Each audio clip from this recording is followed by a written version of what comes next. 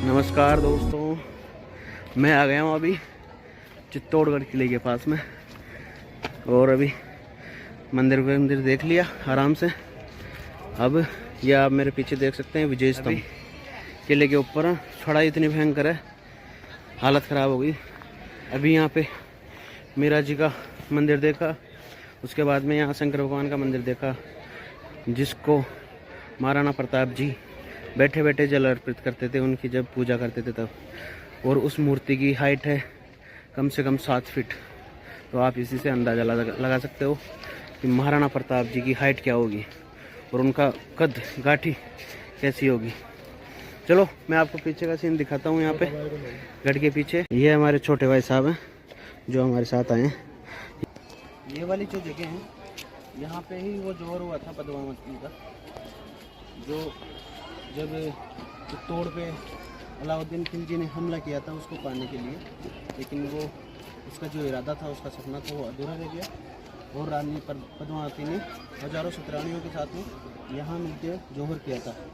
उस टाइम पे बहुत गहरा वो कुंड था।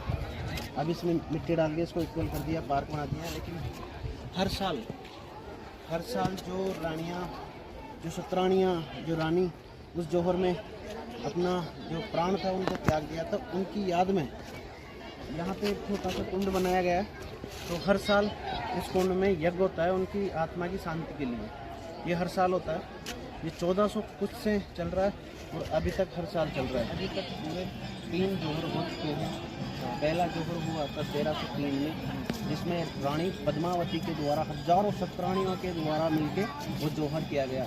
जब रतन सिंह जी को खिलजी ने बंदी बना लिया तो वो रानी पद्मावती को पाना चाहता था। तो उसके बाद में जब उसका सपना टूट गया तो उसके बाद में वो वाला जोहर किया गया जब राणा रतन सिंह जी की मृत्यु हो गई। उसके बाद में हुआ डायरेक्ट महाराणा प्रताप के टाइम में 1535 में। 1535 के बाद में फिर 33 साल बाद में 1565 में तीसरा जोहर किया गया, जो यहाँ की जो सतरानियाँ हैं, यहाँ की जो रानियाँ हैं, उनके सूर्य को देखने आ गया हूँ अभी पद्मिनी महल में। तो मैं आपको दिखाता हूँ पद्मिनी महल का दृश्य। और ये हम आ गए हैं पद्मिनी महल के बाहर वाले इलाके में, जहाँ पे बहुत ही बढ़िया गार्डन बनाया गया है।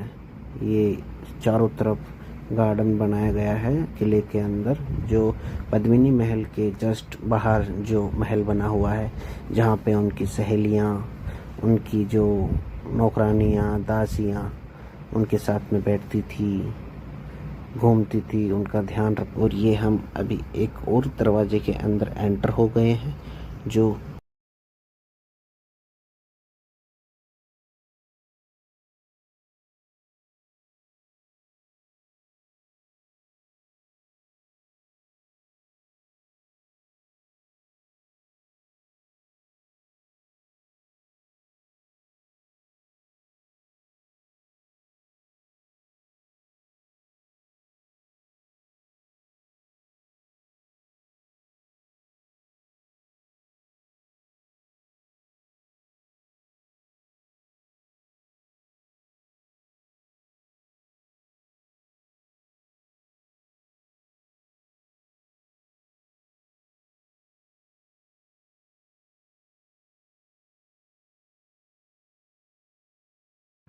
ये जो पानी में रिफ्लेक्ट हो रहा है, तो इसमें जब खिलजी आया था तो इसी के द्वारा जो शीशा बना हुआ था उसमें उसने चेहरा देखा था, तो तब वो और भी ज़्यादा पागल हो गया था। ये रानी पद्मावती का महल है जिसमें वो रहा करती थी।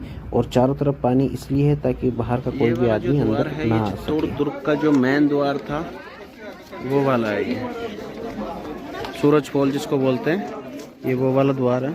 यही उस टाइम का मेन दरवाज़ा हुआ करता था। उसके बाद में बने हैं वो जो 7 दरवाजे बने, इसके बाद में बने। और ये जो सामने आपको मैदान दिख रहा है, ये देखो, ये है वो मेन द्वार सूरज पोल, जो चित्तौड़ दुर्ग का जो मेन द्वार था। यहाँ से आते थे जो भी राजा महाराजा, सैनिक वैनिक, उनके गेस्ट सब। ये वाला जो मैदान है, जहाँ पे खिलजी अपनी 1 लाख की सेना के साथ आया था और मेवाड़ में सिर्फ 20,000 सैनिक थे। यहीं पे उसने 6 महीने तक वेट किया था 6 महीने तक खूब कोशिशें की युद्ध करने की, जीतने की, लेकिन वो जीत नहीं पाया। उसके बाद में उसने एक रिक्वेस्ट करी कि कम से कम मैं ये युद्ध नहीं जीत पाऊंगा तो मेरे को कम से कम एक बार रानी पद्मावती की शक्ल दिखा दे। तो उसके बाद में जो हुआ था वो सब आपको पता ही है। और उससे अच्छा आप समझने के लिए पद्मावती जो मूवी है पद्मावत, वो देख सकते हैं। ये वाला है वो, यहीं पे उसकी ऐसी की तैसी हुई थी। ये वाला ही है जो मेन गेट है सूरजपोल। यहीं से रतन सिंह जी जो हमारे राजा थे मेवाड़ के, उनके टाइम पे यही एकमात्र दरवाज़ा था जो मेवाड़ किले में प्रवेश के लिए यूज़ में किया जाता था। उसके बाद में जो भी राजा महाराजा आए तो उन्होंने दुर्ग के दूसरे साइड राव रतन सिंह जी के टाइम पे ये वाला दरवाज़ा था जो यूज़ किया जाता था, सूरजपोल। यही वो मेन दरवाज़ा था जो मेवाड़ किले में आने के लिए यूज़ में किया जाता था। उसके बाद में जो भी राजा महाराजा आए उनके बाद में तो उन्होंने उधर सिटी बना दी दूसरे साइड में किले के, तो उसके बाद में वो सब वहाँ पे दरवाजे बना दिए आने जाने के लिए। नहीं